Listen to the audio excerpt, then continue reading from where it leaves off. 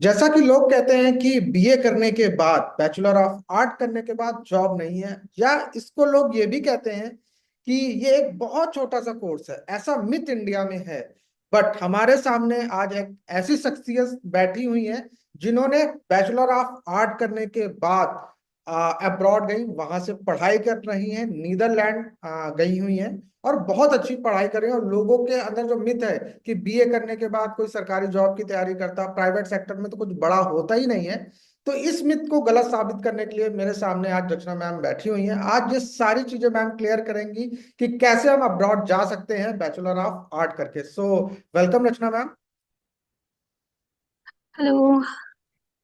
या सो रचना मैम, पहला क्वेश्चन मेरा आपसे ये है, आपके मन में अब्रॉड जाने का थॉट कैसे आया और आपका रोड मैप क्या था? आप कैसे, क्योंकि बीए करने के बाद बहुत कम लोग होते हैं जो अब्रॉड जाते हैं, तो वो रोड मैप क्या है उसको आप थोड़ा सा एलबोरेट जरूर करें। ओके सो लाइक किसी भी और जो स्टूडेंट्स होते हैं, जैसे वो सोचते हैं कि ग्रेजुएशन करके they will get into bureaucratic services या आईएएस बनेंगे या पीसीएस बनेंगे। मैंने भी ऐसा सोचा था, but then I move to Delhi and then while I was doing masters. तो जब हम पढ़ाई कर रहे थे अपनी मास्टर्स की, तो फिर मैंने सोचा कि एकेडेमिया में जाना is a better option compare to कि हम तैयारी करें और एक एंडलेसली कोशिश करते रहे where you don't have any, you not very certain, आपको पता नहीं है कि इवन आपको नौकरी मिलेगी कि नहीं मिलेगी। So there is lot of uncertainty in that sense. So और फिर जब मैंने, आई थिंक मेरा जो कोर्स था उसमें it was a very well design course, so I got to read a lot of authors, बहुत ही अलग अलग। मैंने लिटरेचर पढ़ा, मैंने हिस्ट्री पढ़ी, मैंने पॉलिटिक्स पढ़ी and I was doing sociology. So I think उसकी वजह से मैंने सोचा कि I should be pursuing academia and not any services. इसलिए मैंने आगे अब्रॉड जाने के लिए सोचा। तो आप सोच तो लिया, अब उसके बाद जाने का प्रोसेस एक बहुत लंबा होता है और उसमें बहुत सारी चीजें हम्म। होती हैं। वीजा कैसे बनवाया, अप्लाई कैसे किया यूनिवर्सिटी में, और फिर उसके बाद फंड्स कैसे, क्या आपको गवर्नमेंट फंड्स मिले, तो कैसे आपने सारी चीजों को अरेंज किया। और एक बहुत बड़ी चीज होती है जैसे कि गर्ल्स होती हैं, तो उनको ये प्रॉब्लम ज्यादा फेस करनी पड़ती है, फैमिली को भी बनाने का एक प्रेशर होता है। तो उन सारी चीजों को आपने कैसे हैंडल किया? तो फैमिली फ्रंट पे आई वुड से कि आई वाज वेरी लकी। मेरे घर में ऐसा कुछ भी नहीं था। सभी लोग, मेरे चार भाई बहन बड़े हैं मुझसे जो कि पढ़ लिख रहे हैं। मेरी बड़ी दीदी पीएचडी है और छोटी वाली दीदी उन्होंने डबल मास्टर्स किया है, वो सोशल वर्क कर रही हैं। और फिर मेरे एक और भाई हैं जो कि लॉ कर लिया है, वो उसमें प्रैक्टिस कर रहे हैं। और एक और भाई हैं जो अपने पीएचडी सबमिट कर रहे हैं। तो मेरे घर में ऐसा कोई प्रेशर नहीं था कि तुम्हें सिर्फ नौकरी करनी है या फिर तुम्हारी शादी करनी है, तो ऐसा कोई प्रेशर नहीं था। तो I was lucky in that sense. And दूसरी बात, हाँ, घर में कोई पहले नहीं गया था अब्रॉड, तो इट वॉज अ टास्क, कुछ पता नहीं था। तो उसको मतलब उसके लिए काफी I had to do research by myself. बट ये अच्छी बात थी कि मेरे जो क्लासमेट्स थे, few of them we were, हमारे जो क्लासमेट्स थे वो लोग भी बाहर पढ़ने के लिए गए हैं। तो it was a kind of एक प्रॉपर एक्सचेंज ऑफ नॉलेज होता रहता है इन बिटवीन कि कैसे जाना है, क्या करना है। तो दैट वाज हेल्पफुल। एंड मैंने शुरू ऐसे किया कि जब हम मास्टर्स कर रहे थे, तो then and there I was like by the first semester I was sure कि मुझे एकेडेमिया में जाना है। एंड क्योंकि I was studying it at South Asian University, जो कि बहुत प्रेस्टिजियस, और उसका कोर्स भी बहुत इंटरनेशनल यूनिवर्सिटी थी, it was funded by SAARC. So वहाँ का कोर्स और वहाँ की जो फैकल्टी थी, हमारी बेसिकली जितनी फैकल्टी थी वो लोग बाहर से पढ़ के आए हुए थे। तो एक उसका भी इन्फ्लुएंस था और कोर्स बहुत अच्छे से डिजाइन किया हुआ था। तो that was a great help in choosing कि कैसे क्या करना है। मतलब रचना, इसमें नेटवर्क होना बहुत इंपॉर्टेंट है अब्रॉड जाने के लिए। अ, हाँ, नेटवर्क होना इम्पोर्टेंट है। अगर वो आपके पास हो तो आपके लिए चीज़ें आसान हो जाती हैं। But at the same time आपको खुद से बहुत ज़्यादा मेहनत करनी पड़ती है उसके लिए, क्योंकि people can be helpful eight times, but जो काम जो है वो खुद ही आपको करना पड़ेगा। Like you will have to, क्योंकि आपका रिसर्च इंटरेस्ट क्या है, आपको पढ़ना क्या है, कौन सी ज्यादा अच्छी जगह है, कहाँ पे एप्लीकेशन कैसे आप करना है, तो ये सब आपको खुद ढूंढना पड़ता है। तो जैसे कि आपने यूनिवर्सिटी कई सारी सर्च करी होंगी, फिर क्या आपने मेल किया था या यूनिवर्सिटी में अप्लाई किया था, आपने कैसे वहां पे? तो पहले ये था कि जब मैंने एप्लीकेशन प्रोसेस के बारे में जाना, तो there something called leap scholar. तो आई वाज ट्राइंग, हम जो है आइल्स की प्रिपरेशन कर रहे थे, because IELTS. It was free at the time coaching, या आइलेट्स या सो सो आप थोड़ा सा रचना, आप आइलेट्स के बारे में भी बता दें। आई थिंक ये अब्रॉड जाने के लिए it is a compulsory, IELTS का एग्जाम होता है इंग्लिश का। हाँ, तो अब्रॉड जाने में ये होता है कि आपको लैंग्वेज प्रोफिशिएंसी टेस्ट लेना पड़ता है। आप टोफल ले सकते हैं, आप आइल्स ले सकते हैं, आइलेट ले सकते हैं, और भी जो जो कंट्री वाइज अलग अलग कोर्सेज होते हैं। तो इंडिया में जो जितने भी लोग पढ़ रहे हैं, they need to take a language proficiency course. So उसके लिए हम प्रिपेयर करते थे। That was the first task I did when I was trying to do my application, because वो एक कंपल्सरी, लगभग हर जगह इट इज डिमांडेड कि आपका आइल स्कोर या टोफल कुछ भी होना चाहिए। तो आई was preparing for it, and then तो लीप स्कॉलर एक्चुअली होते हैं कि वो लोग खुद फिर while I was preparing for my IELTS, so I got to know कि वो लोग खुद एप्लीकेशंस भी करते हैं। तो वो लोग एप्लीकेशंस भी आपके बिहाफ पे, वो लोग जो है यूनिवर्सिटी आपके लिए शॉर्टलिस्ट करेंगे। तो सो उसके through I got to know कि कैसा प्रोसेस क्या है, कब अप्लाई करना चाहिए, स्कॉलरशिप्स कब ज्यादा होती हैं, और कंट्री वाइज भी बहुत अंतर है कि कहाँ पे सेमेस्टर कब शुरू हो रहे हैं या कोर्स कब शुरू हो रहा है। जैसे कुछ कोर्सेज होते हैं, आप राउंड द ईयर आप उसके लिए अप्लाई कर सकते हैं, लेकिन कुछ कोर्सेज में यू कैन अप्लाई इन सितंबर, कुछ कोर्सेज के लिए यू कैन अप्लाई इन मार्च। सो ये डिफरेंस होता है। तो रचना, आपने तो एक प्रोसेस बताया कि आइलेट्स का एग्जाम तो कंपलसरी है, वो आपको देना पड़ेगा। और आप एप्लीकेशन भर सकते हैं, जैसे कि मैं भी कुछ लोगों के इंटरव्यू लिए हैं, तो डायरेक्ट ईमेल के थ्रू भी होता है कि प्रोफेसर्स को ईमेल कर दें।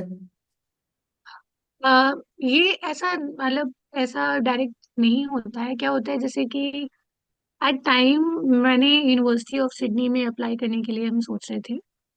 तो वहाँ पे ये होता है कि if you are getting into a PhD, तो आपको अपने सुपरवाइजर को कांटेक्ट करना होता है। You need to have a supervisor बिना बिफोर अप्लाइंग। बिना सुपरवाइजर के लिए आप अप्लाई नहीं कर सकते हैं।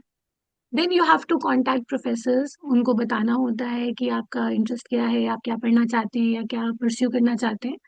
और फिर अगर उनको इंटरेस्ट होता है तो वो आपका टॉपिक साथ में बनवाते हैं, and then you can apply until you cannot apply until you don't have a supervisor with you. सो इसलिए वहाँ पे कांटेक्ट करना जरूरी होता है। और यूएस में यूनिवर्सिटीज में आपको अगर जाना है, तो you can just write an email and ask की एलिजिबिलिटी क्या है, और मतलब कब कोर्सेज शुरू हो रहे हैं, और फंडिंग कैसी है, तो दे विल इन्फॉर्म यू। उनका ये कम्युनिकेशन प्रोसेस उनका अच्छा है, इट्स क्विक एंड फास्ट। हाँ, सो जैसे कि रचना, मैं आइलेट्स पे ही अभी फोकस करूंगा क्योंकि ये एक बहुत अच्छा जो फर्स्ट टास्क है अब्रॉड जाने का। तो आइलेट्स के लिए प्रिपरेशन आपने कैसे करी थी?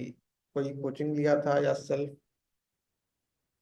तो आइल्स के लिए क्या होता है कि मैंने तो, because I had no idea कि क्या स्ट्रक्चर है कोर्स का, तो I did coaching and it was, क्योंकि अगर आप इंग्लिश मीडियम है तो बहुत आसान हो जाता है, इतना कठिन नहीं होता है अगर आपकी हैबिट में हो। बेसिकली आइल्स में चार तरीके के टेस्ट होते हैं, एक लिसनिंग का, एक स्पीकिंग का, एक रीडिंग का, एक राइटिंग का। तो दे विल चेक कि आप प्रोफिशिएंट बोलने में है कि नहीं, आप समझ पा रहे हैं कि नहीं, या फिर आप पढ़ के समझ पा रहे हैं। तो एक 4 टायर उनका एग्जाम होता है। तो मैंने जो है वही कोचिंग करी थी, एंड आई डिड बिकॉज वो फ्री थी, और कोई रीजन नहीं था कोचिंग करने का, बिकॉज इस समय I think they are charging a lot. I think it's around 10,000 और मे बी 15,000 अगर आप किसी भी कोचिंग में प्रिपेयर करने जा रहे हैं। उस टाइम वो फ्री थी, I think they launch it I knew और think something Rachna, like that. जितना मैं जानता हूँ आइलेट्स का जो एग्जाम फीस होती है वो 17 to 18,000 के आसपास होती है। हाँ, मैंने जब किया था तो it was 15,000, and I think इस साल फीस बढ़ के 17,000 हो गई ये है। ईयर में आई थिंक कितने बार होते हैं? हाँ। आई थिंक ये जो है राउंड द ईयर चलते रहते हैं। You can apply any time. मैंने जब दिया था तो it was in July. And ये डिपेंड करता है, जैसे अगर आप सितंबर के लिए अगर आपका जाने का प्लान कर रहे हैं, देन मे बी कई बार एप्लीकेशन से पहले भी मांगते हैं, कई बार एप्लीकेशन के साथ बाद भी एक्सेप्ट करते हैं, तो then you have to time your test. तो आप फेब में भी ले सकते हैं, टू बी सेफ फेब या जनवरी में ले लेना चाहिए प्रिपेयर रचना, करके। एक क्वेश्चन मेरा ये है कि इंडिया में जो प्रॉब्लम बहुत बड़ी है, इंग्लिश ना आना, ठीक है, बहुत बड़ी प्रॉब्लम है। तो आप उन स्टूडेंट को कैसे मोटिवेट करें, क्योंकि आइलेट्स का मतलब तो इंग्लिश का एक एग्जाम है, तो वो उनके कितने चांसेस होते हैं वहां पे उस एग्जाम को क्वालिफाई करने के? चांसेस है, I think if you want to do it you can do it, and इतना कठिन नहीं होता है। आई थिंक जो चीज ट्रिकी एक रहती है वो स्पीकिंग के लिए रहती है, बिकॉज किसी लैंग्वेज को पढ़ना समझना, मैंने बहुत लोग को हम जानते हैं जो उस लैंग्वेज को समझ लेते हैं, पढ़ लेते हैं, लेकिन बोलना एक उनके लिए झिझक एक अंदर रहती है, क्योंकि अगल बगल हो सकता है कि इंग्लिश स्पीकिंग लोग नहीं है, वैसा एनवायरनमेंट नहीं है। लेकिन इट इज डूएबल, कोई भी कर सकता है, but you need to like invest time in it, थोड़ा समय देना पड़ेगा। और एक अच्छी बात ये है कि if you are doing a coaching, तो दे मेक श्योर कि एक डिस्कशन ग्रुप होता है where you can practice with other 4-5 people continuously, तो दैट विल हेल्प। तो रचना, आप कोई एक दो पॉइंट्स ऐसे बता सकते हैं जो अभी लोग ग्रेजुएशन कर रहे हैं, तो उस टाइम तक पहुंचने तक आइलेट्स का उनके लिए एग्जाम आसान हो जाए, तो आप एक दो कोई ऐसी हैबिट बता सकती हैं? क्योंकि प्रॉब्लम ये है कि लोगों के आसपास एटमॉस्फेयर भी वो हिंदी वाला होता है, तो ये प्रॉब्लम। हाँ, मे बी आई थिंक सबसे हेल्पफुल ये रहेगा कि people should work on basic grammar का ध्यान रखें, क्योंकि आइल के लिए ग्रामर इज अ मस्ट। तो ग्रामर पे धीरे धीरे अगर मेहनत करते रहें तो दैट विल हेल्प। और vocabulary is one important thing. और वोकैबुलरी मतलब daily daily 5 words 10 words prepare करते रहें, दैट विल हेल्प। और एक अच्छा एक अगर कोई और कर सकते हैं तो फिर लिखने का दे शुड ट्राई कि हम पर डे एक छोटा ही पैराग्राफ 4 या 5 लाइन का ही लिखें, जिससे कि दे कैन नो कि ये मान लीजिए हमने ग्रामर पढ़ ली या वोकैबुलरी पढ़ ली, तो वो याद कैसे रहे, उसे कैसे अप्लाई करना है, उसके लिए ये सहज होगा कि उसको रोज लिख भी लें, and then they can cross check by themselves कि ये सही है कि नहीं। तो दैट विल हेल्प। ओके, एक जैसे कि रचना, मैं एक क्वेश्चन पूछना चाहता हूँ कि आइलेट्स तो इंग्लिश के लिए एग्जाम होता है, बट अलग अलग जो कंट्रीज होती हैं वहां भी इंग्लिश बोली नहीं जाती, उनकी लोकल लैंग्वेज इंग्लिश नहीं होती है। तो क्यों ऐसा जरूरी है? आप नीदरलैंड में, क्या वहाँ फ्लुएंट इंग्लिश, जैसे फ्रांस में इंग्लिश नहीं बोली जाती, उनकी अपनी एक अलग लैंग्वेज है, ठीक है, तो ये क्यों होता है, क्यों जरूरी है? ये जरूरी इसलिए है कि एकेडेमिया किस तरीके से वर्क कर रहा है, क्योंकि जैसे हम यहाँ पे हैं, तो हमारे इंस्टीट्यूट में medium of instruction is English, और आपको एग्जाम्स भी इंग्लिश में देने हैं, that's why you need to learn English. And ये इंग्लिश, आप कंट्री वाइज भाषा बार बार सीखना कठिन होता है। जैसे मान लीजिए हम यहाँ पे हैं, हम पीएचडी करें फिर हम स्विच करें, तो I can not be learning. मान लीजिए हम यहाँ पे हैं तो हम डच सीख के आए, फिर हम जर्मनी जा रहे हैं तो हम जर्मन सीखें, या फिर हम, तो इसलिए I think English is well accepted in academia, इसलिए इंग्लिश का एग्जाम कराते हैं, क्योंकि आपको भले नेटिव लैंग्वेज आती हो ना आती हो, but English will help you go through your academics. एक और, आपका इंटरव्यू होने वाला था तो हम लोगों ने कुछ क्वेश्चन रेस किए थे स्टूडेंट्स में। एक बच्ची का क्वेश्चन ये आया था कि मेरी मम्मी कहती है अगर अब्रॉड चले जाओ तो वो साल भर में, उसके बीच में कभी वापस नहीं आ सकते हो, वो वीजा 1 साल का अलॉट है, तो 1 साल वहीं रहना है, कुछ भी हो जाए वापस आप नहीं आ सकते, तो ये कितनी सच बात है? और ये एक बहुत बड़ा मिथ है। नहीं, नहीं, ऐसा कुछ भी नहीं होता है। वीजा का डेट होने का मतलब है कि आप उस टाइम तक उस कंट्री में आप अलाउड हैं, आप रह सकते हैं। उसका ये मतलब नहीं है कि आप यहाँ से कहीं और नहीं जा सकते, आप जा सकते हैं। और लेकिन जो ना आने की बात ये होती है कि कई बार ये होता है कि आप तुरंत तुरंत, बिकॉज टिकट्स महंगी होती हैं और आपकी पढ़ाई इतनी छुट्टियां नहीं होती हैं, and courses are extensive in that sense, तो इसलिए इट्स नॉट वेरी वाइबल कि आप अपना पढ़ाई छोड़ के जाएं, क्योंकि इट्स नॉट इकोनॉमिकली फिजिबल बार बार उतना पैसा खर्च करना आने जाने का एज एक्सपेंस। सो इसलिए लोग नहीं जाते हैं, लेकिन ऐसा कुछ भी नहीं है, आप एनी टाइम आपको मन करे आप आ जा सकते हैं। जी, एक और क्वेश्चन मेरे पास आया कि अब्रॉड जाने में पैसा बहुत लगता है, 1 लाख 2 लाख की टिकट होगी, बट मैंने टिकट देखी तो कहीं की 35,000 है, कहीं की 30,000 है। तो बहुत ज्यादा एक्सपेंसिव होता है, या वीजा का कितना पैसा लगता होगा? आई थिंक मेरे हिसाब से अगर यूनिवर्सिटी आपको बुला रही तो पैसा वीजा का लगता नहीं होगा। तो इसमें आप। इसमें हम ये कहेंगे कि डिपेंड करता है आप कहाँ जा रहे हैं। कहीं भी टिकट या वीजा अलग अलग कंट्री की अलग फीस होती है, और डिस्टेंस के हिसाब से टिकट होता है। अगर आपका ticket, if you can time it properly, तब आपको सस्ते में मिल सकती है। लेकिन उसमें सबको पता है कि एयरलाइंस में डायनेमिक प्राइसिंग होती है, आप जितनी देर से करेंगे उतना महंगा मिलेगा। वीजा में कितना तो पैसा लगता है, क्योंकि आप तो एकेडमिक्स में गए हैं, तो क्या वो फ्री होता है? हाँ, नहीं वो फ्री नहीं होता है। जी। वीजा फ्री नहीं होता है। लेकिन इट विल डिपेंड, अगर आपको फुल्ली फंडेड स्कॉलरशिप मिली है तो कई बार जो स्कॉलर आपके फंडर होते हैं they give you visa money as well. वो फ्री हो। लेकिन जनरली आई थिंक, हाँ, लेकिन जनरली वीजा का पैसा सभी स्कॉलरशिप्स नहीं कवर करती, तो वो आपको बेयर करना पड़ता है। वीजा का पैसा लगभग अ, जैसे नीदरलैंड का वीजा जो है लगभग आई थिंक इट्स अराउंड 23,000। एंड अगर आप यूके जा रहे हैं तो इट्स अराउंड 35,000। एंड यूएस में आई एम नॉट वेरी और श्योर। 1 ईयर? हाँ, नहीं नहीं, visa is a one time fees, it never depends कि आप कितने साल ले रहे हैं। Is a okay. One time fees. अगर आपका कोर्स 4 साल का है तो भी उतना ही पैसा लगेगा, अगर ओके। आपका कोर्स 7 साल का है तो भी पैसा उतना ही लगेगा। हाँ, चलिए, आपने बहुत अच्छी जानकारी दी, आइलेट्स की भी जानकारी दी। अब हम मेन मुद्दे पे आते हैं कि आप वहां पर गए, तो जाहिर सी बात है आप अब्रॉड गई हैं, अब इंडिया आके गवर्नमेंट जॉब तो करेंगी नहीं। प्राइवेट जॉब में एक अच्छा सेक्टर, या अपना खुद की कंपनी या खुद का स्टार्टअप करने का सोचा होगा, कुछ भी। तो अब्रॉड जाने से जॉब के चांसेस क्या होते हैं, और कौन कौन सी स्किल डेवलपमेंट ज्यादा होती हैं जो इंडिया में कहीं ना कहीं कम है? आई थिंक इंडिया में अगर हालांकि मेरा एजेंडा जो है यहाँ आने का, I purely academic. I want to pursue PhD and then get maybe post doctoral and then become assistant professor और something. So I have not thought about getting into a private job or any kind of startup, but there are more opportunities. And यहाँ पे ये फायदा है कि ये अगर आप मास्टर्स डिग्री कर रहे हैं तो इट इज हाईली वैल्यूड। यहाँ पे लगभग, यहाँ पे अगर आप मास्टर्स हैं तो आप अनएम्प्लॉयड नहीं जाएंगे, यू विल गेट जॉब्स। अच्छा। और इट विल डिपेंड कि आपने क्या करियर चूज किया है, क्या आपका स्ट्रीम है। But there are like employment rate अच्छा है।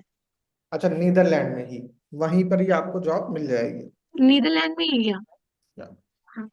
आप जो असिस्टेंट प्रोफेसर की बात जैसे करें आई नो तो फ्यू क्या? People, yes, yes.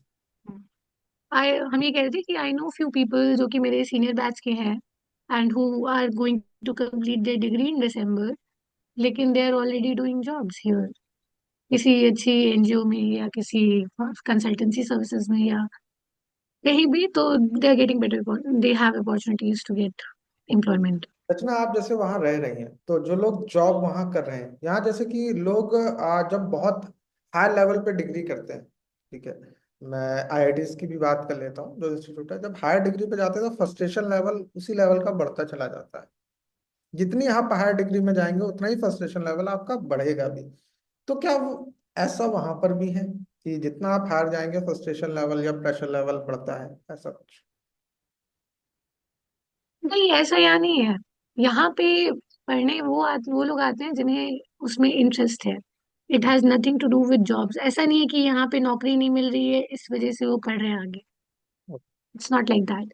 लोग अगर मास्टर्स कर रहे हैं तो उन्हें पता है कि उसका उन्हें बेनिफिट होगा and they can get a better job, इसलिए वो कर रहे हैं। और पीएचडी कर रहे हैं तो इट्स वेरी प्रेस्टिजियस। और यहाँ पे पीएचडी को तो, नीदरलैंड में पीएचडी हाई स्किल्ड एम्प्लॉयमेंट में काउंट होता है, उसका वीजा भी जो है हाई स्किल्ड एम्प्लॉयमेंट का बनता है, it's not a student visa. So उसकी सैलरी जो है फिक्स्ड सैलरी सैलरी पेमेंट होती है यहाँ पे, इट्स नॉट अ स्टाइपेंड और क्या, स्कॉलरशिप। एक इंटरव्यू और लिया था, उन्होंने भी ये बताया था कि वो एक यहाँ पे जॉब पर आते हैं जो भी पीएचडी करने आते हैं। So thank you so much Rachna, आपने बहुत अच्छी जानकारी दी कि लोग यहाँ, जो जिन लोगों के दिमाग में ऐसा मिथ है कि बैचलर ऑफ आर्ट्स करके कुछ बड़ा नहीं कर सकते या अब्रॉड नहीं जा सकते, ऐसा नहीं है। जा सकते हैं और बहुत अच्छी पढ़ाई कर सकते हैं, ये आज हमें रचना मैम ने जानकारी दी। So thank you so much Rachna ma'am. Thank you.